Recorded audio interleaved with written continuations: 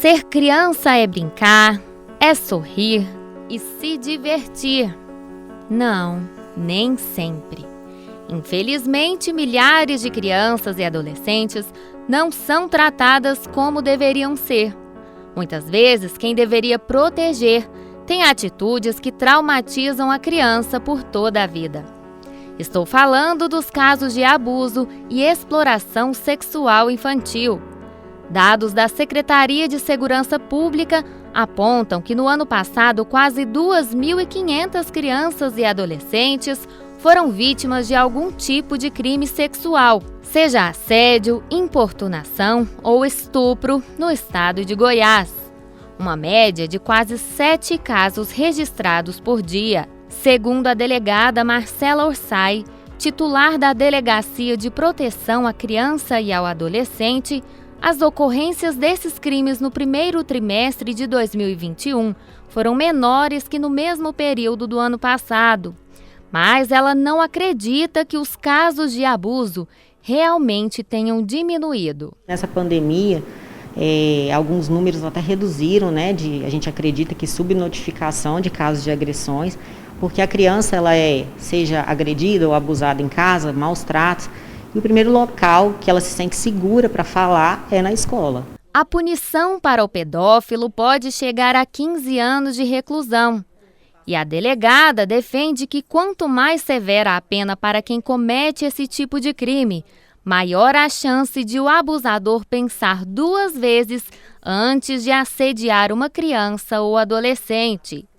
Marcela reforça ainda que os pais irresponsáveis precisam ficar atentos ao celular dos filhos, pois os pedófilos têm utilizado a internet para se aproximar dos pequenos. A partir do momento que você entrega um aparelho celular para uma criança que ainda não tem seu desenvolvimento cognitivo completo, você está colocando na mão dela um instrumento que a faz adentrar no mundo, o mundo da internet. E ali ela fica sujeita a entrar em contato com criminosos. Esta psicóloga ressalta aquilo que já sabemos. Na imensa maioria dos casos, o abusador é alguém de dentro da casa da criança ou uma pessoa próxima da família. O que impressiona a especialista é que a maior parte dos pedófilos foi vítima de abuso quando era mais jovem, e o comportamento criminoso na fase adulta seria uma repetição do trauma que ele mesmo vivenciou e não foi tratado. Por isso, ela faz o alerta. Os pais irresponsáveis devem prestar atenção todo o tempo nas crianças e estar presentes na vida dos filhos. O abuso sexual, por exemplo, ele vem com também a negligência. Por quê? Por que essa criança foi abusada? Ela estava sozinha com alguém que não deveria estar. Segundo a especialista, não existe um padrão de comportamentos de uma criança ou adolescente que foi vítima de abuso. Mas é possível observar alguns sinais. Mudanças bruscas nas atitudes, seja extroversão ou introspecção, apego extremo por uma pessoa em quem ela confia, e regredir em aprendizados que ela já sabia, podem indicar que algo está errado. Mudanças de comportamento e mudanças de humor. Uma mudança é mudança mesmo, não é simplesmente, né? Uma coisa assim, ela está mais tristinha esses dias. Aconteceu alguma coisa, a criança vai ficar mais tristinha. Não, você vê a criança, ela era extrovertida, ela conversava, ela brincava, ela se dava bem com todo mundo. De repente, essa criança entra para dentro de casa, para dentro do quarto e não sai. Outra, muito apegada à pessoa que ela entende que é a pessoa de confiança dela. Este conselheiro tutelar já atendeu inúmeros casos de abuso sexual contra crianças e adolescentes e diz que está preocupado com as consequências que a pandemia pode estar trazendo para a juventude. Eles estão ficando mais tempo em casa, próximo dos malfeitores e longe da escola, que oferece um apoio fundamental nas denúncias de abuso. Uma das grandes parceiras nossas é a educação, em todos os aspectos, mas nesse principalmente a gente pode elencar como o maior elo de comunicação entre a criança e o conselho. Porque a criança está lá de segunda a sexta-feira durante 4 horas. Então, nesse período, essa professora, essa coordenadora, esse coordenador, essa coordenadora, ele consegue ter esse tato, entender que aquela criança está precisando de ajuda.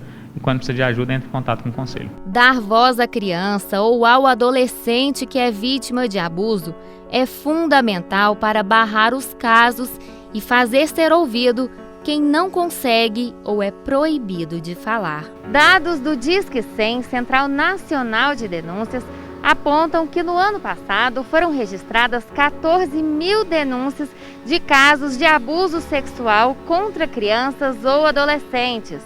Mas esse número pode ser ainda maior por causa da subnotificação. É que eles estimam que para cada caso notificado para as autoridades, existam pelo menos outros 10 que não chegaram ao conhecimento das autoridades responsáveis. Por isso, a denúncia é tão importante, para que os órgãos de proteção possam chegar até as vítimas e punir os agressores.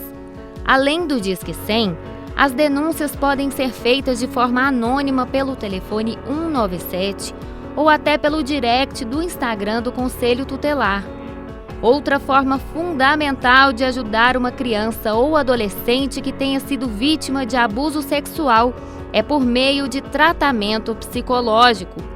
O trauma gerado pela violência traz consequências por toda a vida, e o auxílio profissional é de extrema importância. Justamente para fazer essa primeira investigação. Quantas crianças já apareceram aqui, o advogado, não sei o que, manda a mãe trazer, aí chega a criança, ó, que foi abusada. A criança entra aqui, a gente faz uma hora lúdica. É justamente essa mudança, de repente está ali, ó, 9, 8, né? 9, 10, 11, 12 anos, você fala, não é. Mas tem umas que entra que você já fala assim, opa, o que está acontecendo com essa criança?